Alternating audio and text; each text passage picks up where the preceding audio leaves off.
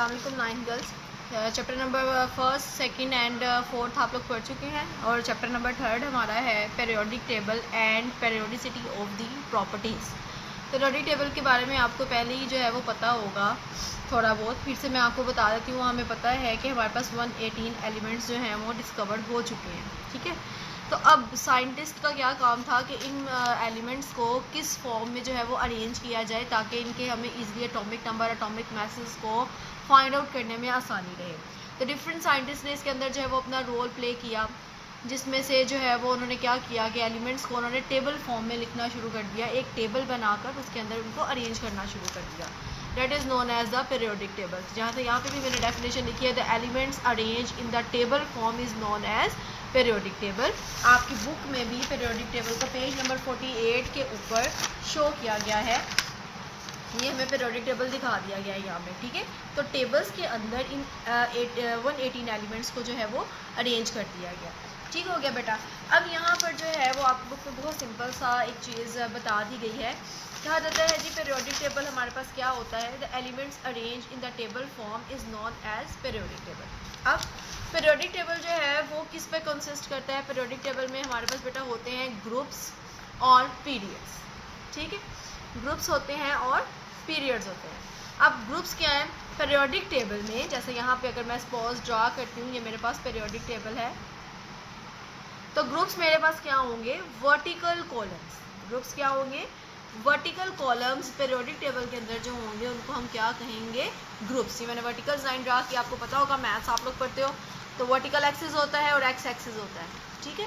इसको x axis को हम बोलते हैं हॉरिजॉन्टल पोजीशन, और ये जो वर्टिकल होता है इसको हम जो है ये जो वाई एक्सिस होता है इसको हम वर्टिकल पोजीशन बोलते हैं। तो इसी तरह से ये जो मैंने लाइंस ड्रा की हैं ये मेरे पास ग्रुप्स हैं, ये वर्टिकल कॉलम्स कहलाते हैं, ठीक हो गया। उसके बाद हमारे पास आ जाते हैं पीरियड्स। तो horizontal rows in the periodic table, periodic table के अंदर जो हॉरिजॉन्टल रोज होती हैं, मैं इस तरह से लाइंस ड्रा कर दूंगी हॉरिजॉन्टली, तो इसको हम क्या कहेंगे? पीरियड्स करेंगे, ठीक है। तो पीरियोडिक टेबल वो टेबल जिसके अंदर एलिमेंट्स को अरेंज किया जाता है पीरियोडिक टेबल कहलाता है। उसके अंदर टू टाइप्स के जो हैं वो ट्रेंड्स होते हैं, जिसको एक को बोला जाता है ग्रुप्स और दूसरे को बोला जाता है पीरियड्स।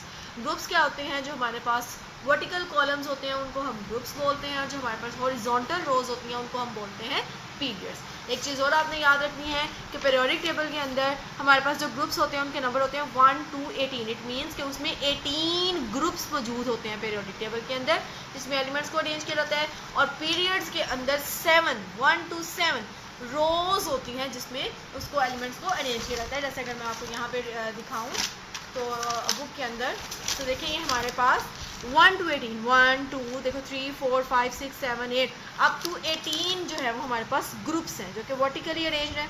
और अगर हम रोज की बात करें, first row, second row, third row, fourth, fifth, six, 7 rows, तो ये हमारे पास क्या कहलाएंगे? पीरियड्स कहलाएंगे, ठीक हो गया। अच्छा, अब जब हमारे पास एलिमेंट्स इतने ज़्यादा डिस्कवर हो गए तो साइंटिस्ट के लिए मुश्किल हो गया कि इसको किस तरह से अरेंज करें। तो डिफरेंट साइंटिस्ट ने जो है वो इसके अंदर टेक पार्ट किया, जिसमें जो फर्स्ट साइंटिस्ट था वो हमारे पास था डुब्राइनर ट्राइएट्स। क्या नाम था इसका? डुब्राइनर ट्राइएट्स। डुब्राइनर ट्राइएट्स का क्या काम था? इसने क्या डिस्कवर किया? ये एक जर्मन केमिस्ट था। डुब्राइनर ट्राइएट्स जो था वो हमारे पास एक जर्मन केमिस्ट था, जिसने क्या कहा कि एलिमेंट्स को 3 के पेयर से अरेंज कर दिया जाए, मतलब 3 एलिमेंट्स का पेयर बनाया जाए और उस तरह से उसको अरेंज कर दिया जाए। तो उसने क्या चीज़ ऑब्जर्व की कि उसने जो 3 का पेयर्स बनाया उसने ये ऑब्जर्व किया relationship between the atomic message of the several groups of 3 elements. Several groups हमारे पास क्या होते हैं? बहुत ज़्यादा ग्रुप, कई ग्रुप। सेवरल का मतलब होता है कई, ज़्यादा groups of 3 elements called the triads. अब जैसे नाम से ही पता चल रहा है डुब्राइनर जो है वो साइंटिस्ट का नाम है, ट्राई का मतलब होता है 3, एड्स का मतलब होता है एलिमेंट्स, मतलब 3 एलिमेंट्स का एक ग्रुप क्या कहलाता है? ट्राइएड्स कहलाता है, ठीक हो गया। अच्छा जी, अभी देखिए उसने क्या डिस्कवर किया? Relationship between the atomic message. किनका एटॉमिक मैसेज? जिन 3 एलिमेंट्स को उसने अरेंज किया उनके रिलेशनशिप को उसने ऑब्जर्व किया, तो उसको उसने नाम दे दिया डुब्राइनर ट्राइएड्स का। उसका ये कहना था कि अगर उसने 3 एलिमेंट्स को जो है वो, एक मेरे पास ये ग्रुप है जिसमें मेरे पास फर्स्ट एलिमेंट है कैल्शियम, सेकंड है स्ट्रोंशियम, थर्ड है बेरियम। ये उसने 3 एलिमेंट्स का ग्रुप बनाया और उसने ये चीज़ इसमें कही कि अगर फर्स्ट एलिमेंट और लास्ट थर्ड एलिमेंट का, फर्स्ट एलिमेंट का और थर्ड एलिमेंट्स इनके एटॉमिक मैसेज को,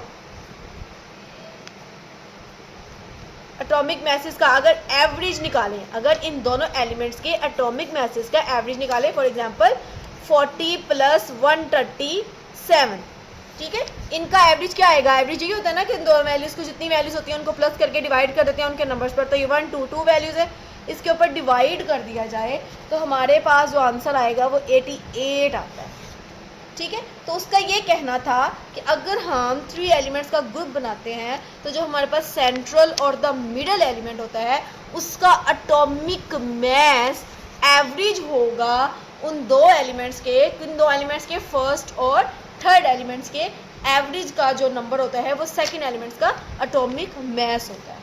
तो इसको नाम दे दिया गया डे ब्रायनर ट्राइएड्स। इसने इसको इस तरह से अरेंज कर दिया, लेकिन बाद में इसको जो है वो डिस्कार्ड कर दिया गया, इसको रिजेक्ट कर दिया गया, कुछ प्रॉब्लम्स थी और कुछ एलिमेंट्स उनको फॉलो नहीं कर पा रहे थे जिसकी वजह से इसको निगलेक्ट कर दिया गया। अब बुक से जो है इसकी रीडिंग कर लेते हैं।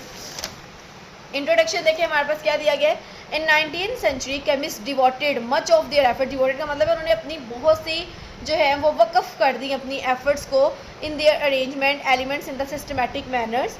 These efforts resulted in the periodic table. On the basis of this law, elements known at that times, वो कहते हैं इस बेसिस पर, इन लॉ के बेसिस पर, यहाँ से बेटा आपने जो याद करना है पीरियोडिक टेबल की डेफिनेशन दी गई है, इसको आप याद करेंगे, ठीक है। The elements known at that time को आपने काट के आपको ये कर देना, the elements arrange, the elements were in the form of table which is known as periodic table. इस लाइन को आप लोग कट कर देंगे, the element known at that time को कट करके आप लोग लिखेंगे the elements were arrange in the form of the table which is known as periodic table, ठीक है। बाकी लाइन्स आपने रीडिंग करनी है, इसमें से सिर्फ याद ही आपने ये डेफिनेशन करनी है पीरियोडिक टेबल की। उसके बाद आपने जो याद करना है, यहाँ पर आपको दी गई है ग्रुप्स की डेफिनेशन दी गई है। What is group? The vertical column of that table, आप डैट की जगह आप कट करके यहाँ पे क्या लिख लोगे? Periodic table. The vertical columns of the periodic table were called groups.